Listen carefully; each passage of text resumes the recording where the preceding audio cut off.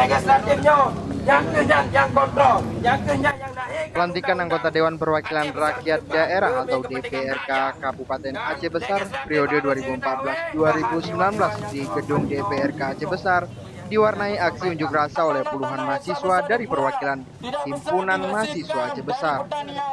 Para mahasiswa menuntut anggota DPRK yang dilantik harus berani dan tegas dalam melayani tugas serta fungsi dan wewenangnya terhadap pemerintahan Kabupaten Aceh Besar selaku pemerintah eksekutif.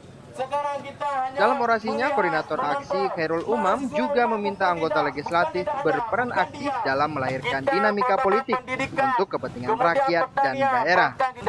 Mahasiswa menilai selama ini anggota Dewan banyak melahirkan peraturan-peraturan yang menyangkut kepentingan pribadi, kelompok, dan partai penguasa.